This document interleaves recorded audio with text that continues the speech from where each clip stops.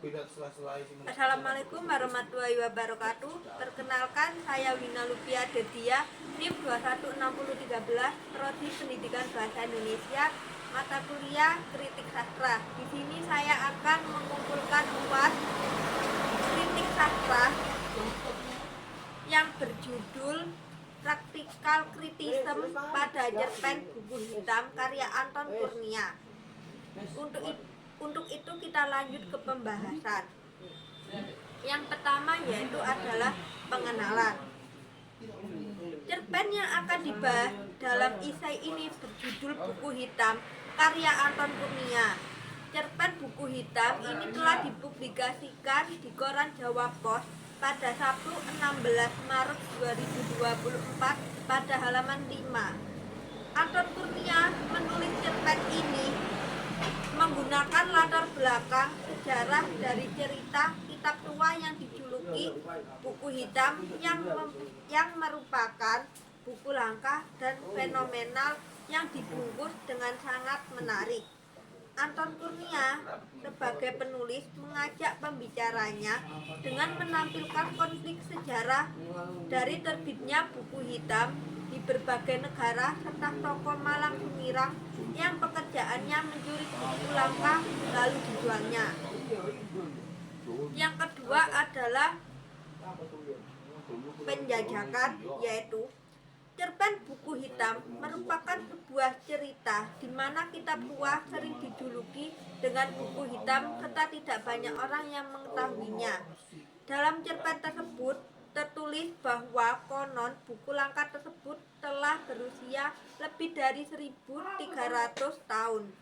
Buku itu dikenal sebagai buku hitam di kalangan penganut ilmu hitam dan kolektor buku antik.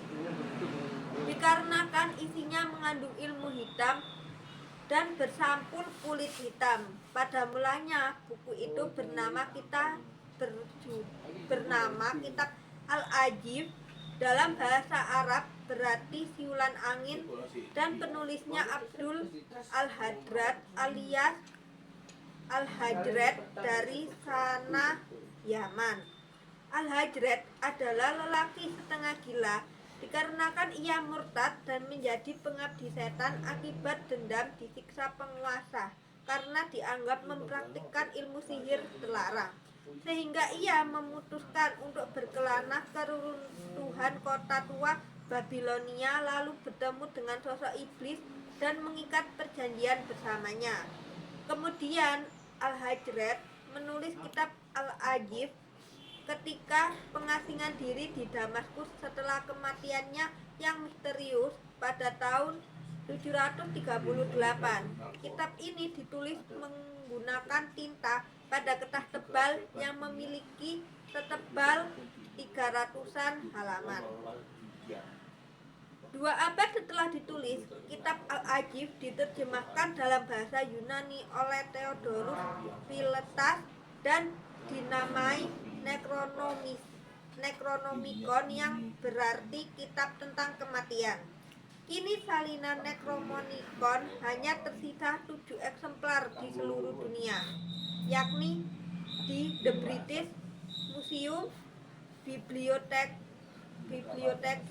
Nationale de France, Widener Library, Harvard University di Cambridge, Massachusetts, Perpustakaan Khusus Universitas Buenos Aires, Perpustakaan Baitul Hikmah di Sharjah, Uni Emirat Arab, Perpustakaan Buku Langka Umberto Eco di Milan, Italia, dan perpustakaan pribadi seorang kolektor misterius di Bali.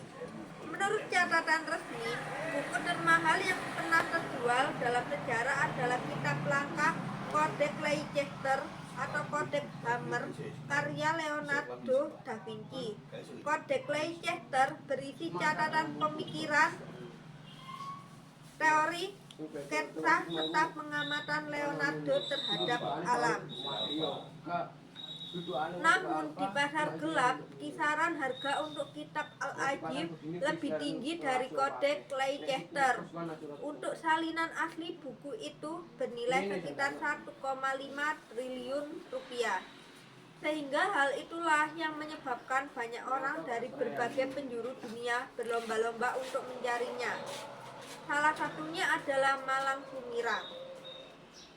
Malang dibesarkan sebagai anak pungut yang ditemukan di jalanan Demak oleh seorang kopral polisi yang tidak mempunyai anak.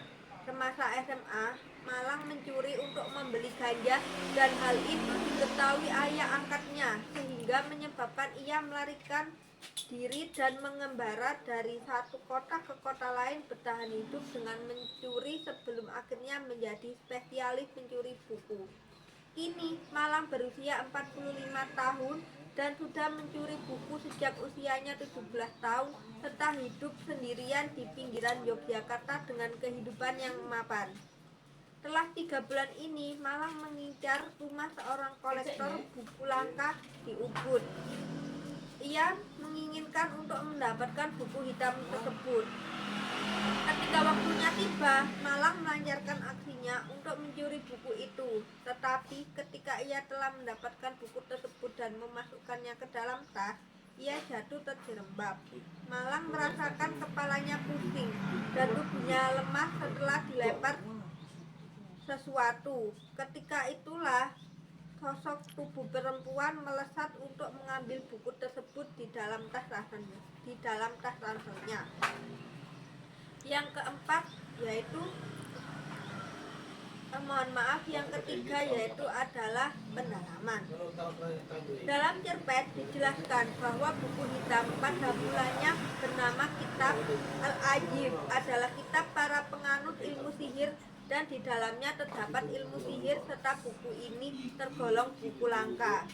Buku ini juga hanya terdapat beberapa salinannya di berbagai penjuru dunia, sehingga hal tersebut membuat banyak orang untuk mendapatkannya termasuk Malang. Hal ini dibuktikan dengan data. Sesungguhnya buku itu pada mulanya bernama Kitab Al-Ajib. Dalam bahasa Arab, Ajib berarti siulan angin. Pada masa itu terdapat ungkapan Ajib al-Jin untuk menyebut fenomena pasir beriul yang kerap terdengar di gurun. Yang kedua yaitu buku ini tergolong kitab sihir tingkat tinggi dan berisi kisah-kisah rahasia tentang ajaran pemuja setan serta mantra untuk memanggil iblis. Yang ketiga yaitu setelah 3 bulan belakangan ini Malang mengincar rumah seorang kolektor buku langka di Ubud. Dia mendapat informasi akurat bahwa lelaki tua eksentrik itu memiliki kitab Al-Ajib edisi asli berbahasa Arab yang telah berusia 13 abad. Yang keempat adalah refleksi. Pada cerpen Buku Hitam, karya Anton Kurnia ini menggunakan bahasa yang mudah dipahami oleh pembaca. Penulis juga menggunakan kalimat yang jelas dan tidak berbelit-belit, sehingga pembaca dapat memahami isi bacaan tersebut. Meskipun penulis menggunakan latar belakang sejarah awal mulanya penulisan Buku Hitam, tidak membuat pembaca merasa bosan atau tidak memahami alur cerita, dikarenakan dalam tulisan tersebut dijelaskan secara detail dan terperinci sejarahnya.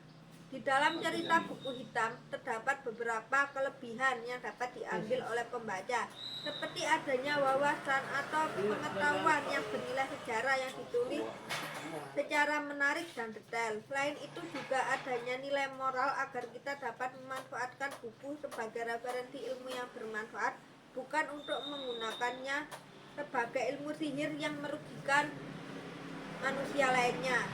Sedangkan untuk tokoh Malang digambarkan dengan perilaku yang kurang baik, contohnya menentang orang tua, suka mencuri terutama buku langka. Hal inilah yang dapat dijadikan pesan singkat penulis kepada pembaca pada cerpen Buku Hitam. Sekian yang dapat saya sampaikan. Terima kasih. Wassalamualaikum warahmatullahi wabarakatuh.